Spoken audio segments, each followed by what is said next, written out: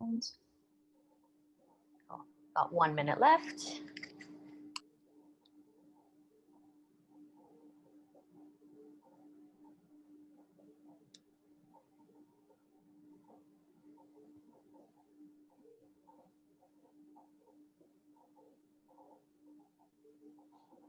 Oh, and I can see we already have people joining us, which is amazing. Hello, everyone who's joining us right now. If you'd like to, please set your chat to all panelists and attendees so that everybody can see the messages that you're sending in. And just tell us who you are, where you're dialing from, and why you've decided to join us today. And in the meantime as well, if you'd like to connect with us, you can find us on Facebook, Instagram, Twitter, and LinkedIn with the handle @LondonTechLadies. And you can send any questions or feedback that you have to londontechladiesmeetup@gmail.com. Right, who would like to start? Who would like to tell us who they are and where they're dialing from? I'd like to see how many different locations we'll have popping up today. We've got Rebecca from Kent.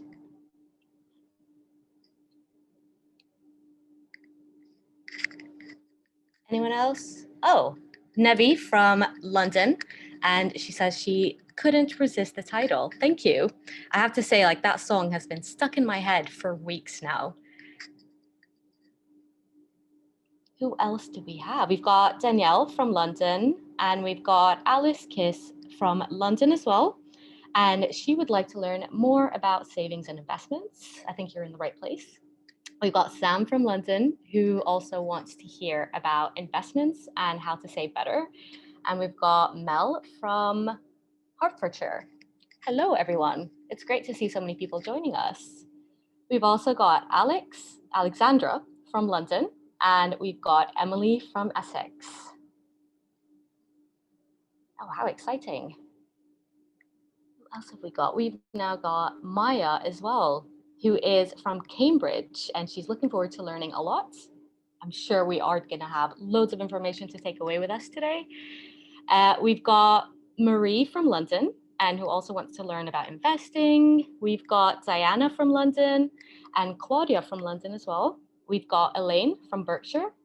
And I think everyone's here to learn about investing. I think it's a good thing we've had this event, because I think with the amount of people that we've seen who've been interested, I think we're all kind of in the same boat. And we've got Farzana from London, and want to know more about everything to do with money. Yeah, agree with you there. We've got Leanne as well from Manchester, and Anelia from London.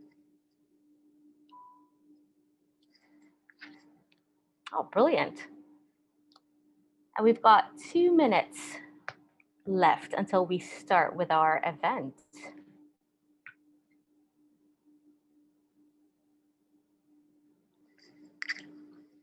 And just make sure again that when you're sending messages that you do select the option, all panelists and attendees, just to make sure that everybody in the group can see your messages. We've got Marta from London, who is looking forward to hearing more about alternative types of investments and not just the stock market. And then we've got Nikki from South London, who wants to learn more about where to invest, cryptocurrencies, etc.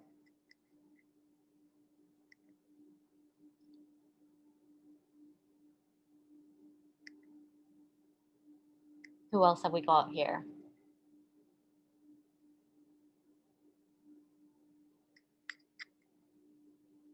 I think it seems the majority are from London, which is great. And I think it's really good to have these events online nowadays as well, because you do have a couple of people that come from different cities and different places, and it's just a great way to connect as well. I mean, what else are you going to do on a rainy London day? We've also got Emily from London, who is always looking for any advice around how to invest her hard-earned money and make sensible money decisions. Absolutely. We've also got Becca from Bristol. Hi, Becca. Learn how to save better for a happier retirement. Yep. Jennifer from Toronto, Canada. Oh, I think this is our first international attendee. Interested in learning about different options. And we've got Sherelle from South London wanting to learn about investments. And Melanie is saying that she's excited to get some more confidence to think wisely about investments. Definitely a very reoccurring theme here with all the comments that we're getting. And then we've got Mags as well from London, who's happy to learn about how to invest, where to put money to grow, no matter how small or big the amounts. And we've got Sam from London, walking by the river slightly wet and listening for any top tips. Hi, Sam. I was out in the rain today and it's not nice. I hope you get home quickly and you can dry up. And we've got Claudia from London, interested in how to manage finances, especially during these unstable times. Well, thank you guys so much for sending all of these in. It's lovely to meet you all, and we're very excited for our event. So let's get started. If we can please have the next slide. So yes, we are ready to go. A very warm welcome to everyone here who's joined us today for our London Tech Ladies event. She works hard for her money. And like I was saying at the start, like this song has been stuck in my head for weeks now. My name is Sabah Barake, and I am part of the London Tech Ladies leadership team and your event moderator for today. We are thrilled that you've joined us for what will be an insightful and educational session on managing our finances for the future. I'm sure you'll all agree, it's not been the easiest of years, and money has been a concern for many of us. And with so many worrying stats out there, including the fact that women invest 40% less than men do, and that women are 80% more likely to be impoverished in retirement than men, we felt this was quite an important topic to bring light to. And we do hope that you find this session valuable and that you take away loads of information and useful tips today. Next slide, please. I just want to give a quick shout out as well to Melanie Bernard, who is in the background taking care of all the tech and making sure that everything runs smoothly. So to help guide us through the murky waters of the investment world, today we are joined by independent financial advisor and expert, Rebecca Robertson, who has over 18 years of experience within the financial services industry. Rebecca is the founder of Evolution Financial Planning, which was set up in 2011 with the aim of enabling women and their families to take control of their finances in order to achieve long-term financial security. As well as being a published author, a Tedx speaker, and a wealth creating coach, Rebecca was also named Independent Financial Advisor 2019 and was one of Time's top 100 financial advisors. And she's also made appearances in the likes of The Times, The Financial Times, and the BBC. Rebecca is very passionate about ensuring her clients and followers understand their finances completely and gain the independent financial security that they truly deserve. And so I am very sure that you guys are all in great hands today. Next slide, please. But just before I hand it over to Rebecca, I would like to give you a little bit more information on our network, London Tech Ladies, especially for those of you that are joining us today for the very first time. London Tech Ladies was originally created for women who work in the technology space and who are interested in learning new skills and making connections. However, over time, our 4,000 plus strong member base has been made up of wonderful people from all different genders, industries, and backgrounds. And our goal is to continue expanding our member base as such. Everybody is always welcome to our network and all our events. We focus specifically on soft skill professional development and meet each month to discuss topics related to common themes such as self-development, leadership, work-life balance, career and goal planning. And we often have wonderful speakers to inspire us, as today, or coaches to lead us with practical workshops. We are always open to getting feedback from yourselves on what other topics you would like us to cover in our future events. So please do get in touch and let us know. Next slide, please. And just before we move on, I'd like to highlight a few of our housekeeping rules just to make sure that we all enjoy this session and that we get as much out of it as possible. Next slide, thank you. So please just make sure that you stay muted throughout the session. This is a safe and non-judgmental space. Everybody's welcome here and we want everybody to feel comfortable. There is no such thing as a silly question, so please ask away. We are not here to judge, but to learn together. And we have a zero tolerance policy towards aggressive and disrespectful behavior, although I'm fairly certain we are not going to see any of that today. And then lastly, just an FYI, sorry, next slide, please. And lastly, just an FYI on our next event, we will be focusing on mental health and well-being. So please do keep an eye out for further information that we will be sending out to you very soon. And with that, I'm now going to stop talking and I'm going to hand it over to Rebecca. Oh, what a wonderful introduction. Thank you so much for that. I was literally sitting here with butterflies. I'm so excited to have currently 89 of you with me right now. And this is a subject I've talked about for 9 years, and I never get bored of it. I've spoken on several podcasts this week, and I'm really excited to be sharing this knowledge with you today. I've noticed all the questions, and I'm going to get through as much as I can for you today. But obviously, money and finance is a massive subject, so I will do my best. So I'm going to just share my screen. And I'm just going to bring up my presentation. So I've got a few slides, and if you can't see that, if someone can shout if you can't see that, but the tech should be working fine, that is all working and you can hear me. I can see that, yeah. Fabulous, thanks for confirming. So I'm Rebecca Robertson, and we're going to be talking about initially around the subject of financial well-being and creating financial stability. And we're going to talk about the different ways that you can do that. There's a little bit about me, but you've already done an amazing introduction, so I'm not going to spend too long on any of that. And you've mentioned some of the awards and stuff, so I'll just get on and give you some knowledge. So I'm going to be sort of taking you through a process today, and these are the core elements when it comes to looking at your finances. And I'm just going to be taking you through each section. So if you've got a notepad, that's absolutely great. But I will be at the end giving you some summary actions of practical things you can go away and do. So the first thing I want to talk about is goals. Now, you probably wanted me to get really into technical stuff here and get really in depth in talking about different ways to invest. And I'm going to come on to that in a moment. But I want to sort of take a step back for a second. So the statistics that you described previously are true, and I hear it year in, year out. Thankfully, the margins are improving. However, when it comes to females, there's a certain generation that are doing terribly well. So millennial women are getting more educated, they're becoming more aware and much more conscious. But there's still a real issue with women in general that we only sort of look so far. And when we have children, we become in a situation where often we're thinking about our family, we're thinking about the household, and we're not really putting our own personal finances as a priority. So I want you to just think for a second about where you might be in this scale. So you might be the older lady with grey hair, more likely maybe the red dress or the purple top, maybe. I'm probably in the purple top now. It's nearly purple. It's pink. That's close.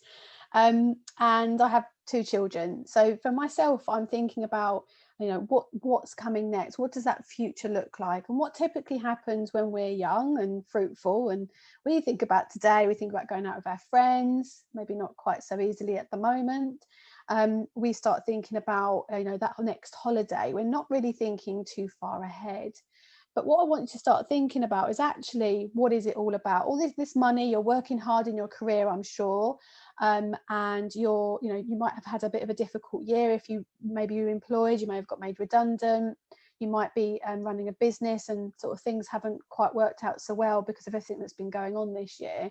That's not to say it's going to stay like that. So let's think about that in a positive sense, that there might be a job around the corner, or business might start booming in the new year. Who knows?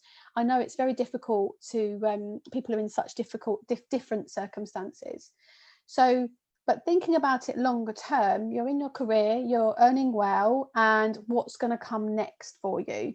What is around the corner? What things could you start planning for that are maybe short or medium term, and then potentially longer term? So it's just to take a step back for a second and think about what that future might look like. Would it be buying a house? Would it be planning for children? So when I took this screenshot, I realised it was one of the elements that's on here was really for people that lived in probably abroad, and because it has saving for your children to study abroad on there. But the principle is the same, in the sense that, what are those goals? Are you saving for a car? Are you looking to buy your first home? Are you looking to buy a second home or a second property that you might live in or rent out? Are you wanting to travel? Not quite relevant at the moment, but you might be saving for that future where you would be traveling, or having a career break maybe. Or are you at a point where you want to save for retirement, because that version of your older self, you might just see it so far away that you don't really want to think that far ahead. But it is a case of thinking about all these different elements and prioritizing what your core goal is. Now, a lot of people come to me and they say, I want to, women particularly, because we're very good at overthinking things, and they've got all these bubbles popping up saying, okay, well, where do I start? Where do I go? And I always think it's a really good idea to prioritize one of the three. So one thing that's short term, one thing that's medium term, and one thing that's long term. Because the more you chip away at each of them over a longer period of time, the more likely they are to happen. And often the longer term things are things that cost more. So you need to save it for them over a longer period of time. Therefore, if you're waiting 5-10 years before you can afford it, then they will never happen. So goals and thinking around what it's all for is a really crucial part in the process. This is what we call a financial milestone graph. So from a financial planning perspective, so I am a qualified financial advisor, so I'm going to be talking to you in this sort of context. And what we look for when we're talking to clients, okay, where are they? Where are they in their financial milestone cycle? So you have those sort of scenarios of people's different tops on, with the red dress and the purple top and the older lady. We're looking at, okay, where are they in their career? Are they having a family? Are they choosing not to have a family? Are they having career development? They're at a peak at their career. Are they on the upward scale towards that promotion? Or are actually before retirement, and they're going into retirement? And we're looking at what age they are, and then where they are within that milestone. And that's curvature that you can see is your income. So basically, when you're in your 40s to 50s is typically where your peak income is. And what you want to be doing between the late 30s and mid 50s, you want to be maximizing everything you possibly can, because you can see from the arrows going across that they're basically all the areas apply. And it depends on where you are and your finances as to how soon or how much sooner you plan those things. And I'm going to be talking about some of those areas that are within that planning later on in the conversation. Buying a house, for example, might also be in there, and that requires planning. So I just want you to take a moment to think about where you might be in your financial milestones, and what you might think about what you maybe need to start considering looking at when it comes to your finances. Because investing is something you've all been interested in, but what's the purpose and what's it going to do for you? Is it just to make more money? Then in which case, what's it for, and what's the best way to do that? So we're now going to move into security. So security for me is a really important point. And I know it might be a little bit boring. It's not as exciting as cryptocurrency and investing money and all that exciting stuff. But if you haven't got the foundation, it's like quicksand. You really need to build a strong foundation with your finances. And people describe this as like becoming a bit of a grown up, or putting your big girl pants on. And it is a little bit like that. But security is a way that you can give yourself a really strong foundation, and you can build from there. So there's the hierarchy of Maslow's needs, which most people have heard of. And from financial planning perspective, the bottom tier is all around putting food on the table and being able to sort of keep a roof over your head. And then from there, the next scale up is when you start to build security. So having certain protection in place that if something was to happen to you, you'd be looked after. Now, for some of us, I know clients that have lots of money sitting in bank accounts, and the worst thing that happen with their current lifestyles is that if they were to lose their job, or something was to happen, they fell ill and they didn't want to work, they would have to use up a lot of their savings that they maybe spent many, many years accumulating to facilitate possibly having time off work, for example. Now, if you have insurances in place, it means that you haven't got to clear out your savings to support you, and it's just a case of looking what protection is required, because we typically insure the dog, the cat, the washing machine, the car, and everybody else, but actually the core asset is us as an asset, because we're the one that goes out and works. So if you're employed, you'd have possibly sick pay benefits. So it's understanding exactly what you get paid through work if you were to be off sick, and understanding what those benefits are, so that you could then potentially say, well, that's not enough. What else could I do? You might have a mortgage, for example, and you're reliant on your partner to help pay for that mortgage. So there's certain things you can look at with your protection to prioritise. So it's an important element before we start getting further up the scale, when it starts to investing, which is right at the top. So there's different types of insurances, obviously. There's life and critical illness insurance. So you can insure a life. So that could be a partner, for example, or it could be yourself. You can leave life policies in trust for children, for example, if you wish to leave a legacy. You can also have critical illness cover, which can be if you have a heart attack or stroke or cancer, for example, and either can be paying off a mortgage or just a lump sum for lifestyle choice. But it gives a lot of flexibility and ability that you're then not maybe having to return to work sooner than maybe you feel well enough to. Income protection, similarly, if you have a business or you are employed and you have sick pay from work, income protection is like a sick pay for yourself that you're paying, and it means actually it can pay out for as long as you wish it to. Even if you was off sick for 20 years until you retire, for example, it will do that if you wish it to. And there's insurances for businesses. So if you're a business owner, you can take out insurances for yourself and the business if something was to happen to you or a key member of staff, for example. So there are things available. They obviously cost money, but it's a case of that risk and reward, that you're not paying too much for it and you're going to get a reward in the worst case. And it means that you're then not having to lean on other areas of your finances, which will mean that it will take a lot much longer to get back to where you were before. So it's looking at the types of insurances, if it's for you, if it's for your partner, if it's for your children, or it's for your mortgage, or is it just for your general lifestyle? And I'm going to be asking some questions towards the end in terms of actions for you, but it's just at this point, take a breather and think to yourself, what have I got in place, and maybe what more should I think about having in place to build that foundation? Okay, they're asking me to go through this quite quickly, so I'm sure you've got questions, but I'm going to whiz on, and I'm going to talk about choice now. Now, budget planning is something that is bandied about quite a lot, and it's something, having a budget planner. But budgeting for me is much more than that. Budgeting is actually proper financial management of your finances. So that's not just looking at what your gas and your electric is, it's looking at what all your outgoings are and all your general spending, because quite often, and I'm a bit of a nightmare for this, the last month or so I've been terrible and I need to spend some time with myself. So what I do is I actually create a date for myself. I put the time aside in my diary.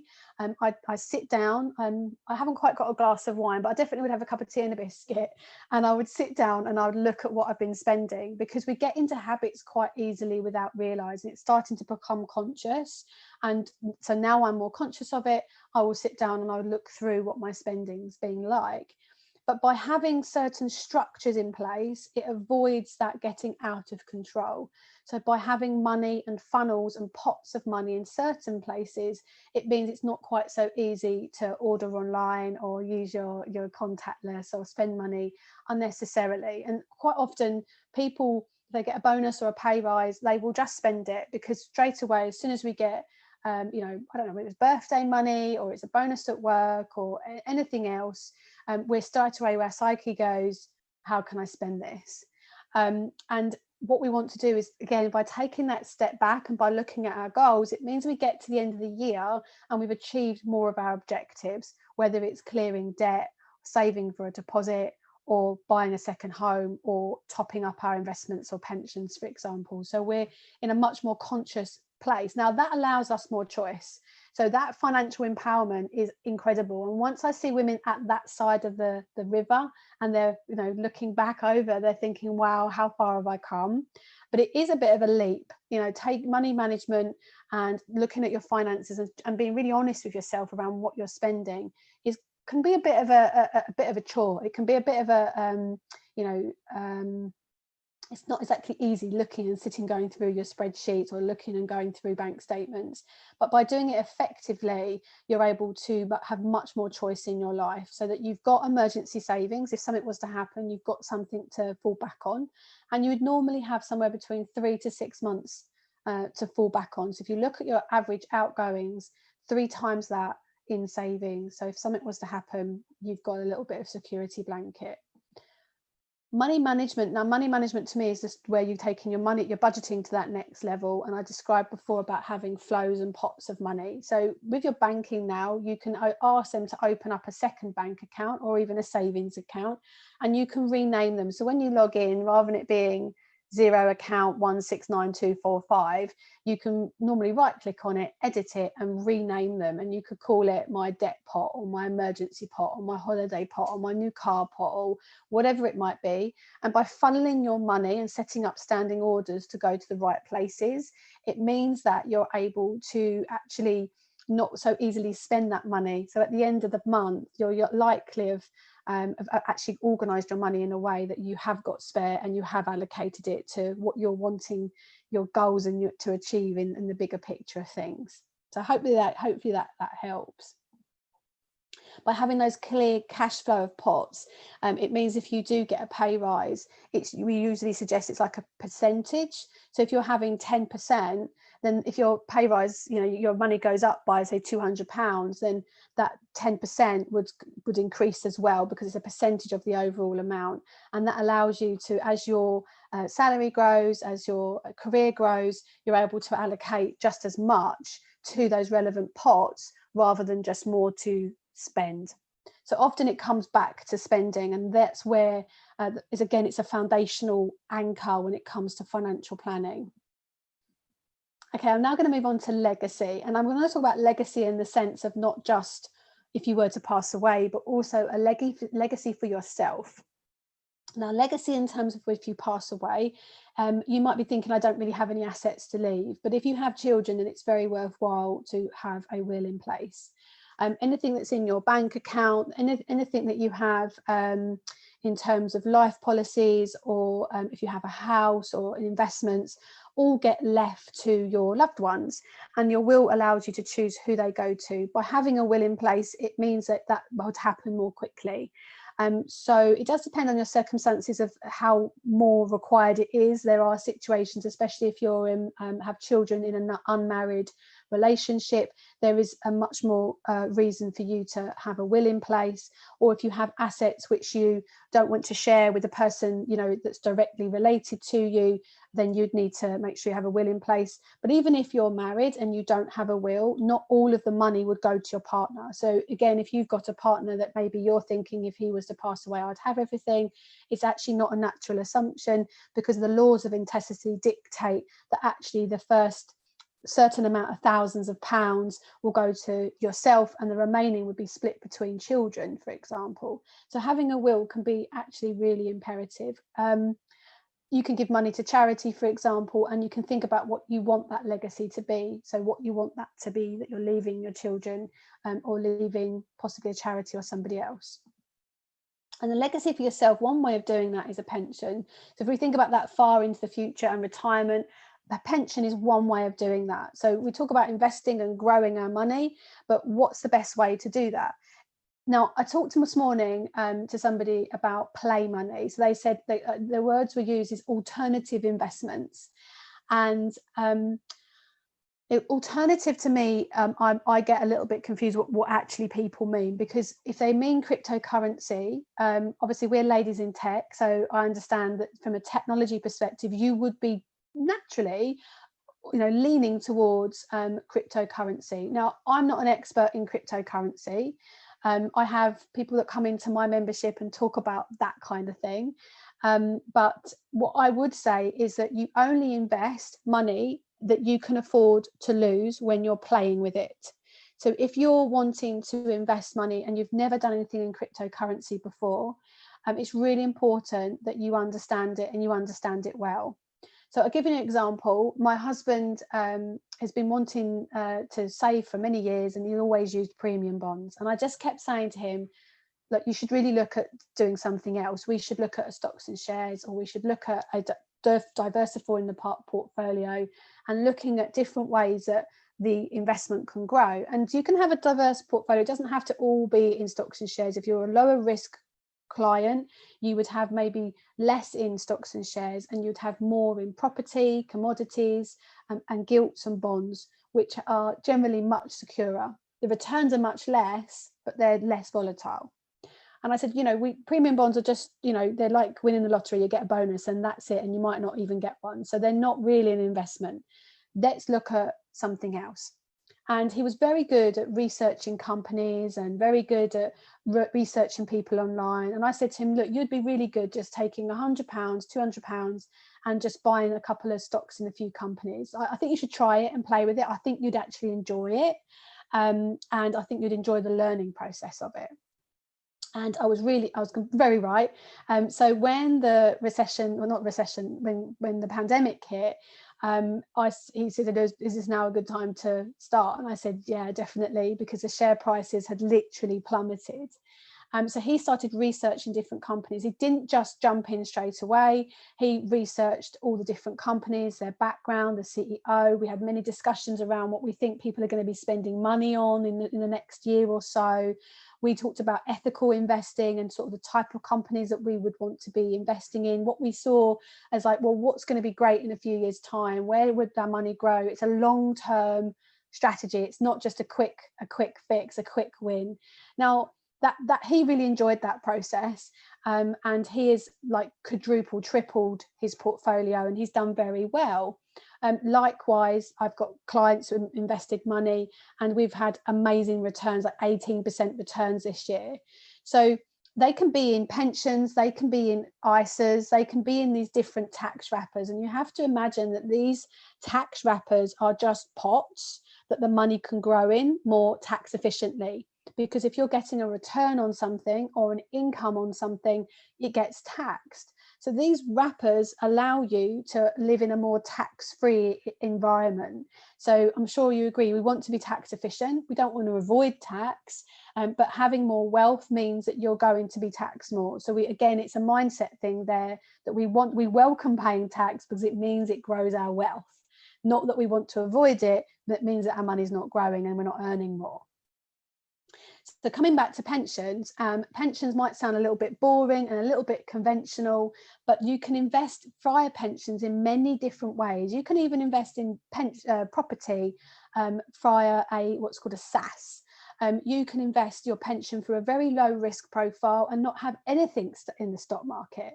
But in all honesty, pensions are usually through employees are invested in funds that, for example, will be like a global 250 or a FTSE 250 fund, which means it tracks all the different companies in the FTSE 100 or the global 250, or they might become more diverse and they might be in America, Japan.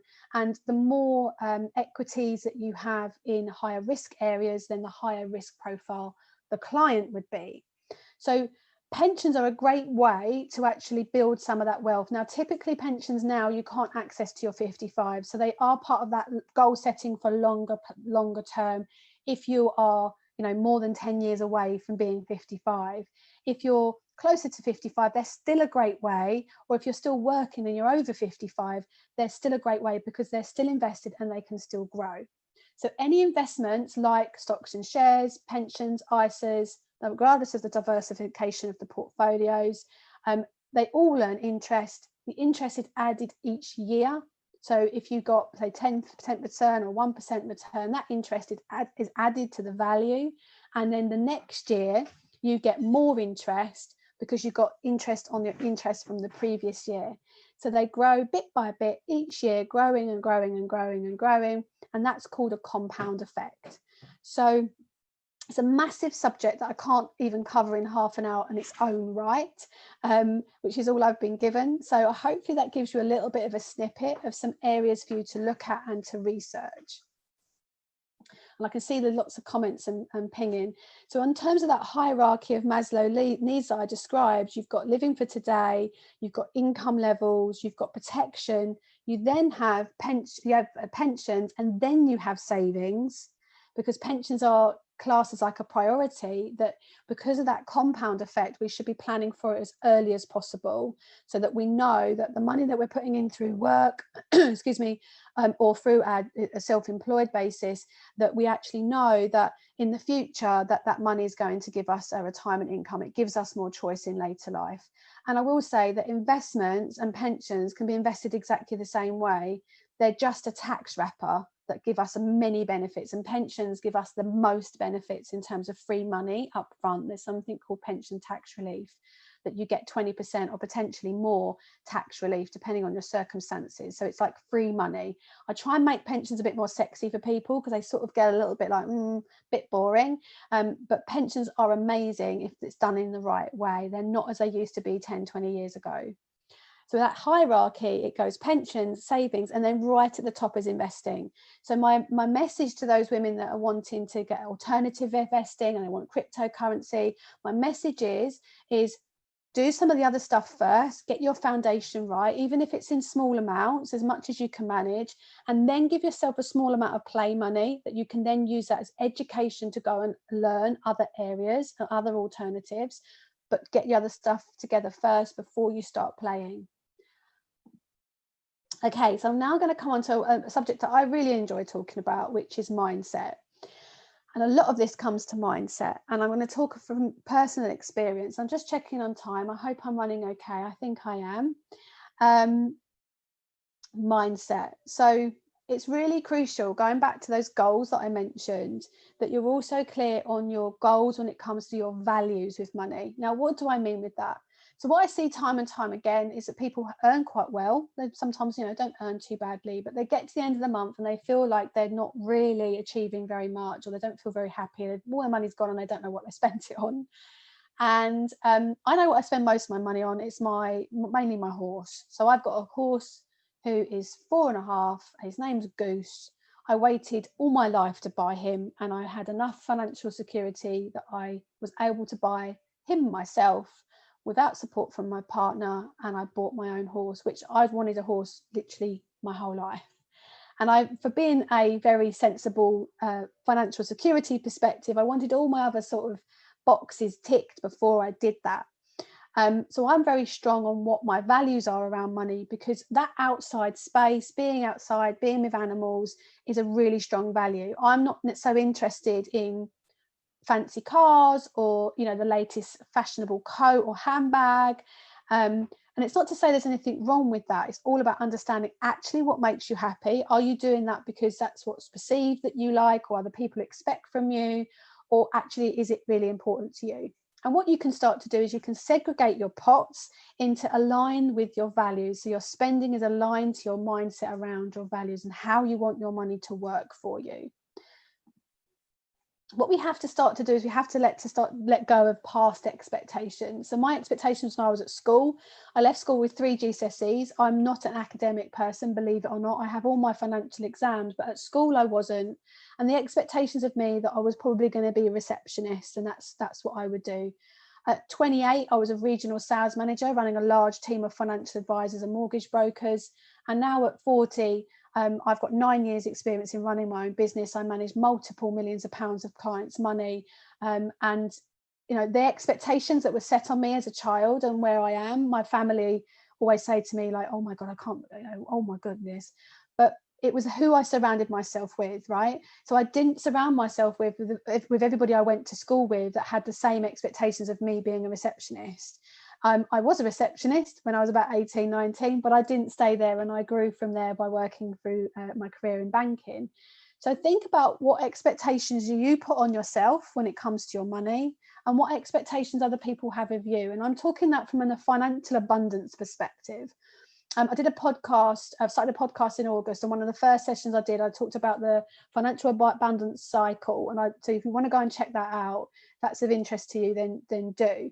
But letting go of those past expectations are really crucial, because that's often what's holding us back. And the expectations of others, particularly when it comes to our wealth, and that you can't achieve certain things. And my mentor, and actually one of my clients, just did a product launch. She's a business owner. She teaches other people how to create passive businesses or passive income in business. And she launched on a Monday, and in 24 hours, the following evening on the Tuesday, she'd made a turnover of £1 million. So she made £1 million in 24 hours. If I'd have told her that 3 years ago, she would have said, absolutely no way. But she spent 3 years ago working on her mindset with several different coaches in different guises in different ways, and working on her personal development so that she actually achieved something that she never thought was possible.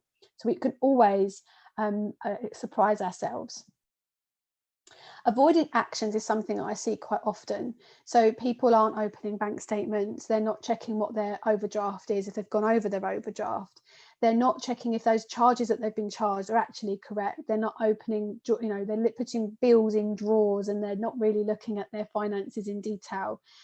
Or they know that they should be doing something, but there's something they're procrastinating around to actually getting it done. Maybe they're overwhelmed, maybe they just feel a little bit unsure about what the next steps are. So if that sounds like that's somebody like yourself, then have a think about why that might be happening. One of the things I love to do, and one of the things I've done a lot to work on my mindset, being a business owner, you have to do that quite a lot, is looking at journaling. So if you're sort of feeling that there's things coming up for you in this presentation, is anything that I'm saying that will be triggering you, making you feel a bit uncomfortable, it's worth writing it down and then reading it back over a few days and seeing why, and asking yourself an honest question. Why is that bothering me? What's going on there? Is that something that is maybe been put on you by somebody else for your schooling, your job, your general lifestyle? Where have I come up with that? Where's that coming from? And that way you can start to work through some of the things that you might be avoiding, or that feeling of overwhelm. But you have to start somewhere. So if it's avoiding looking at that statement, just go and check it out. Just spend a little bit of time with it. You've got to imagine your money is a bit like an energy. It's a bit like a relationship. It's not a real thing. It's just numbers on a screen, or pieces of paper or bits of metal. It's not real. But our relationship with it is also crucial, because the way that we put our energy into it. So if you locked a child in a cupboard and ignored it, is it going to become this beautiful, abundant child? No, it's probably going to be quite withdrawn and feel quite rubbish about itself. So that's the best analogy that I can come up with when it comes to our finances, is how you treat it is how it will love you back. And I believe that if we love our money, it will love us back in the best possible way. I don't mean that in a nasty, pretentious way. It's never too late. So a lot of people feel that they're not good enough, maybe they're too old for it, they're past it. So I speak to anyone that's below the age of 40 in this group. I also speak to a lot of women in their 50s and 60s, and women in their 60s say, I wish when I was 50 I'd have done this. Or even women in their 65 say, when I was 60 I wish I'd have done this. I wish I'd met you, Rebecca, when I was 40. I wish I'd met you and done this stuff 20 years ago. They feel like it's too late, that they're over the hill and there's no point. It's never too late. If I've got an investment client that's making 30 grand, like 18% returns in 1 year, it's never too late. This stuff is important and it can make all the difference. Even if you've only got a few years to retirement, it's never too late. And there's never too little. So you might be thinking, it's not for me because I don't earn enough. It's not for me because I haven't got any spare money. We quite easily spend money on Costa coffee and, quite relatively things that aren't really needed. We don't prioritise the things that I'm talking about. We prioritise the sort of quite things that might feel important on that day, but actually in the great scheme of things, they're not. And so then they feel that they can't afford stuff, they can't afford to invest, they can't afford to top up their pension, they can't afford to do these things. Therefore, it's not for them, I shouldn't bother. It's always for everybody. This is my biggest message. It's for everybody, and everybody needs to be looking at this, whether you've got £10 a month, £100 a month, £1,000 a month, or £10,000 a month spare. It's for everybody. And also they just feel like, well, I'm never going to earn very much. There's a lot of enoughness going around. They're not good enough. It's, they're not clever enough. They're not smart enough. It's not for them. It's for somebody else.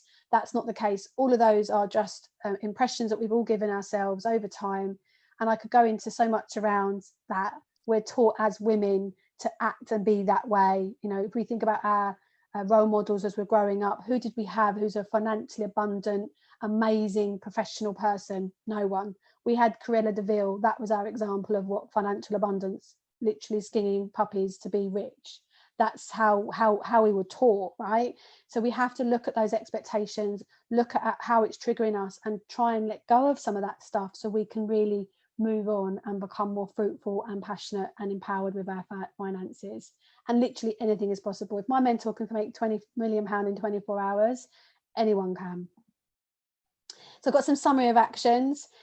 What's the goal? Short, medium, long term. Pick one of each. What insurances have you got, and what do maybe you need, where it might be lacking? How much savings do you need to have in place to feel safe? So what does your emergency fund look like? What actions do you need to put in place to get that savings pot in place? Have a will and keep it up to date. Pensions, review them. Go back over your previous in-company employments and find them. Find whichever ones you can and top up whichever ones you can as quickly and as much as you can. Create a habit for investing. Just start somewhere. So I've explained some ways that you can start to do that. And real key question here is, what would make you feel calm and confident with your finances?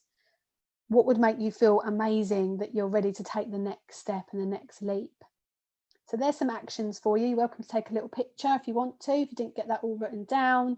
There's some links there to my website. I believe I'm going to be taking some messages, some questions, but just while I've got you for one more second, I have a free challenge that I'm running next week in my free group, which has got some information there for you, how to thrive and build a strong financial foundation. No more messing. People love my challenges, and they'll be running next week in my free group, and there's a link there at the bottom if you want to go and check it out. So that's me for today. I'm sure there's more questions and so much more I could cover. Where should we start? Wow. I mean, the amount of actions, the amount of things that we're going to have to be thinking about is insane. And I think a very important thing that you mentioned as well, everybody comes into this, you know, how can we invest? What do we need to do?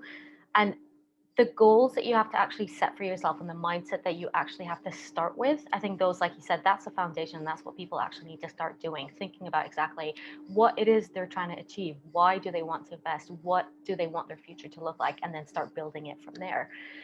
So yeah, thank you so much. That was really inspiring, to say the least. We had quite a few chats, quite a few comments. I didn't see. They were pinging away, and I was really wanting to go and have a look, but I didn't see them. I was just trying to concentrate and focus.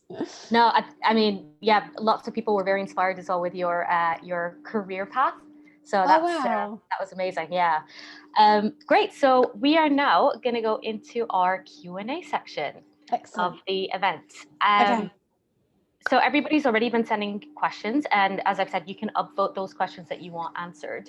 Before we go to the chat, to the Q&A box, there was one question that was put in the chat, so we'll start with that one. So it says from Hannah, yes. What do you recommend for long-time growth investments between a platform like Vanguard or Charles Stanley versus robot advisors like Wealthify? Oh, this is like a huge $1 million question. So, and I have to be quite cautious. So if you were speaking to a standard wealth coach or wealth advisor, they might just sort of make comments willy-nilly and all over the place. But I'm regulated by the Financial Conduct Authority. So if I was to give bad advice, you know, you could literally come and sue me for giving you that bad advice. So I have to be quite careful, because what's right for one person is like 95 people on this chat. What's right for one person and how they interpret what I'm saying, you know, I have to be careful with that. The key things I'd suggest you look for, let me give you some feedback in terms of what you can look for. There is it's client preference quite often as how they feel that robo advice is working. So if you look at their data over the last year, for example, global pandemic is a pretty good example, is look to how that robo analytical system worked. So I've got one particular fund that's done really well, it's a robo, and I've had another one that's not done that well. So look at the historic data over that 12 months as to how well it's performed with how it has analytically assessed the markets, because there has been some amazing opportunities that those types of environments can miss. it also depends on your risk strategy. So for some people, they don't like risk, so they want something that's a little bit more managed. So a robo example would possibly be, if they like technology like yourselves and you believe in technology, then you might be more confident with it, but somebody that's a little bit more conscious wouldn't. When you're looking at examples like a Vanguard, for example, they have managed portfolios and they have what I class as passive portfolios. So passive portfolios only track the market. So if the market was going like this, it would go like this. So if it went right down, it went right up, they would just follow it. You can't outperform a tracker or a passive fund. Something that's a little bit more actively managed, where you've got somebody in Vanguard as an example. It's not necessarily always Vanguard, but as an example of them, they would be saying, well, actually at this point we want to change that asset allocation there and we want to make it go a little bit like that. And so it should smooth things out, but you still get this volatility. So the risk that you take affects the volatility. So look at the performance over the last year, and particularly even so maybe over the last 5 years, to see how it's performed overall as a bigger picture and compare. Look at the charges. So you have underlying fund management charges, you have platform charges, and then you have management charges. Okay, and depending on which format you just decided to take will depend on which one is more heavy than the other. And then compare those charges to see which one is the most cost effective. Also access, flexibility, and transaction charges. So if you can log on and it's all nice and pretty and you get it, you can make changes without any charges, you can top up without any charges, that kind of thing is really important as well. Amazing. A Thank you. massive question. Sorry, I can't answer it without any more detail than that. I think that was great. You definitely gave quite a bit of information. Thank you. So in our Q&A box, there's a question that's been upvoted by 12 people. Hi, Rebecca. I'm in my early 20s and currently undecided about what I might do later in life. For example, buying a house, having a family, etc. Do you have any advice around money management if you're not sure of your goals? Great question. So there's going to be something, whether it's buy a house or you're going to live your life in Barbados, or I mean, imagine 20 years, that was me like 20 years ago. Wow. Like if I think back to when I was 20, and when I was 20, I was, buying cars, I was spending money, I was getting out of debt. That's what I was doing in my early 20s. So often it's where we're trying to find our feet and we don't know what we're going to be doing in our 30s or 40s. So my only advice is that you still have a long-term fund. You still have a long-term goal. It doesn't mean you've got to have a name on it. You can call it your financial freedom pot. You can do the hell I like pot, but take the money that you're getting and put 10% of it aside for a long-term rainy day. And I mean, over and above that emergency savings and general going on holiday next year, over and above that, just put something away, whether it's through your pension or just a normal investment like an ISA of some description. Create the habit and just do it. It doesn't, even if you don't know what it's going to be for, trust me, you'll need it for something. And just having that habit in place, that means that when your salary increases, that you increase that 10% in line with that. Over 5 years, that would be amazing. In 5 and 10 years time, if you don't need that money, then if you have an opportunity present to you to, I don't know, have a job in another country or move somewhere else in the country, or you want to buy your first house and it's a little bit more expensive than you thought in that area, trust me, you'll need that money. It will give you that financial choice and freedom in the future. So just create the habit would be my advice. Yeah, brilliant. Thank you. Next question. I am new to stocks and shares and really want to get confident in buying them. What tips would you give when buying stocks and shares?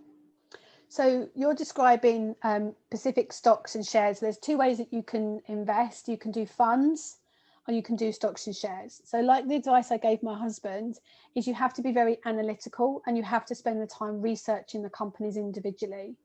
Now, you mustn't see these. There's two strategies, and there's some great books around this, and there's a great website that you can find. If you just do a bit of Googling, you can find some great subjects to find talking about this. But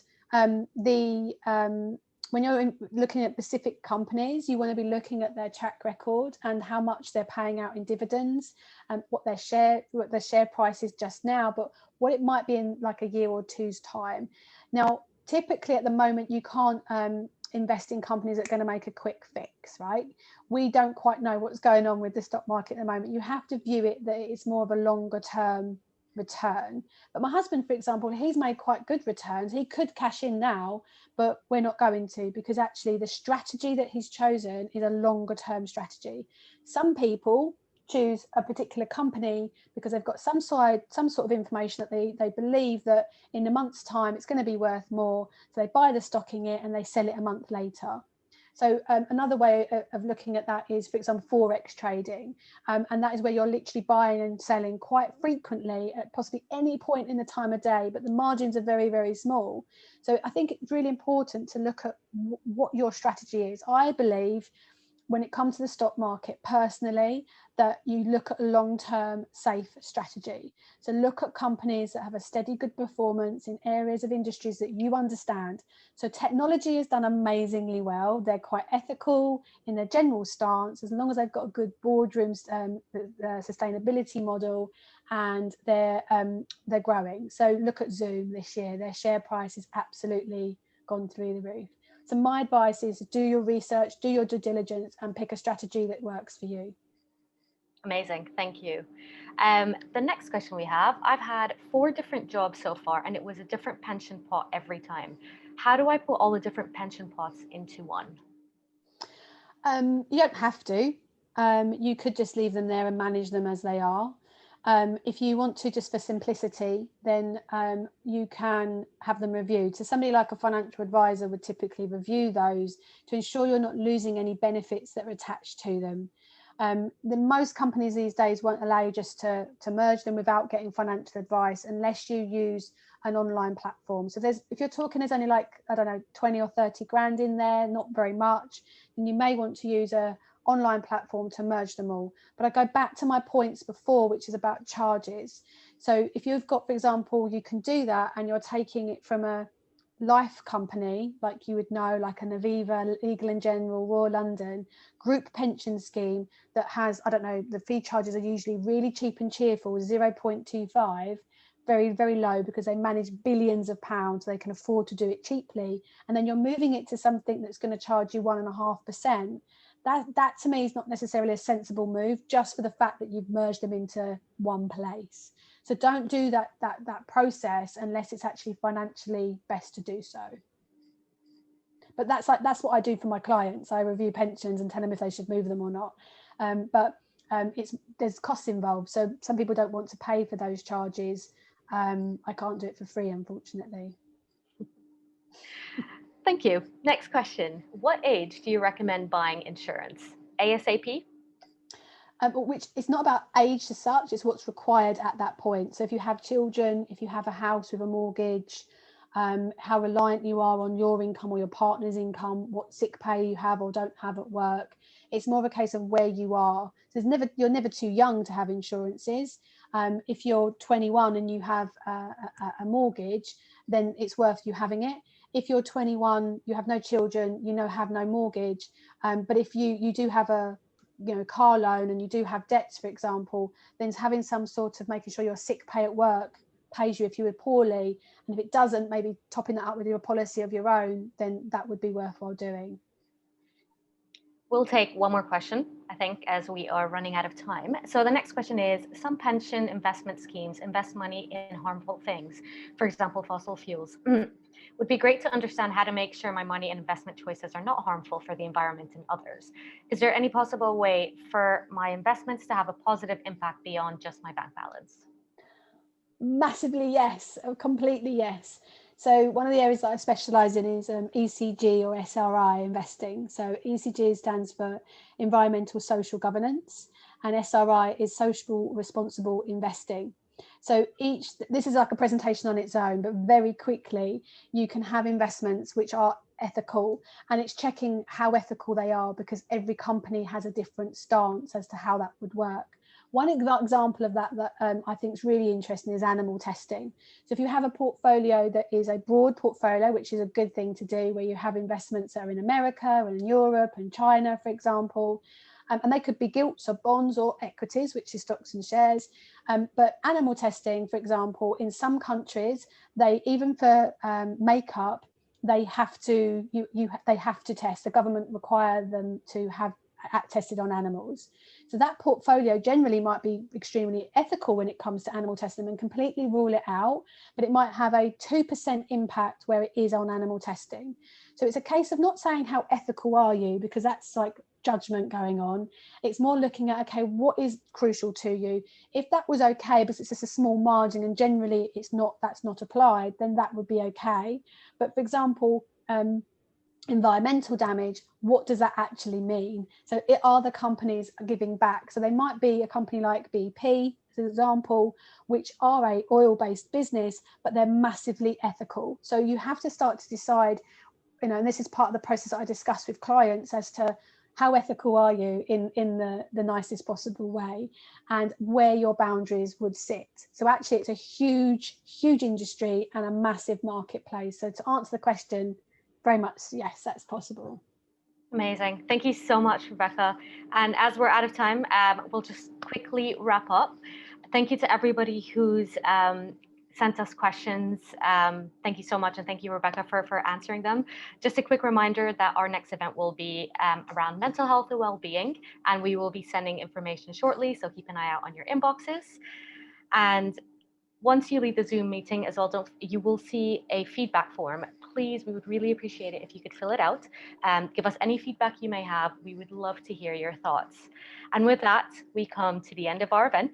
I would like to extend, on behalf of London Tech Ladies, a massive thank you to our wonderful speaker, Rebecca, for joining us today and for sharing all your valuable wisdom and knowledge with us, and for being part of our journey, really. And of course, a huge thank you to all our audience members for joining us. I'm sure we'll all be taking away quite a lot from today's session.